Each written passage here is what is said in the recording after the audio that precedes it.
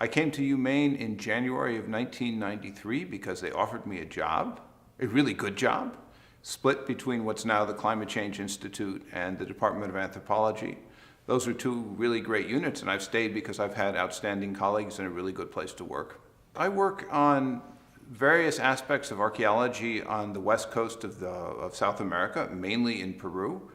And the two major themes that I've worked on are ancient fishing, working on sites ranging in time from the beginning, back to 13,000 years ago, up until the arrival of the Spaniards. So I've worked on Inca period sites as well. The other thing I work on is paleoclimate, and particularly El Niño, and tracking the behavior of El Niño through the time people have been living in Peru, using the kinds of remains that people left in their sites as a proxy for climate. We have very many productive colleagues on this campus, but I nominated Dan because he is just so productive. If memory serves, he's published over 70 articles, he's authored 3 books, he's co-edited another 5, just extraordinarily productive. One of the biggest milestones in my research was finding one of the oldest fishing sites in the New World in southern Peru shortly after I arrived at the University of Maine. The ancient fishing project was really interesting to me because I have a long-term interest in the way people interact with the ocean.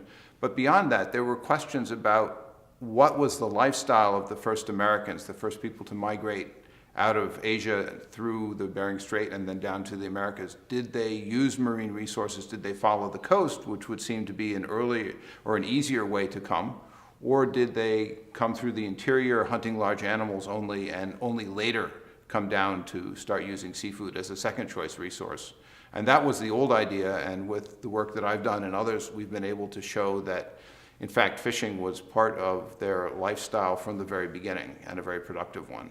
I think what inspires me most about Dan and his research is his collegiality. He goes out of his way to help other scholars. In my case, for example, I think over the last 10 years, he's probably forwarded about 300 articles to me. It's great because it's like kind of having a leading world scientist as your own personal research assistant.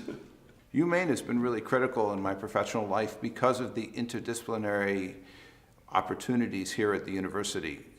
They were particularly good for me because I've had from the beginning a joint appointment with what's now the Climate Change Institute and the Anthropology Department. But in general, there's been a really good ethos of working across boundaries here. I feel very honored to get this award coming from my colleagues in a place where I've spent my professional career. I'm not sure that I deserve it, but I'm awfully happy to get it.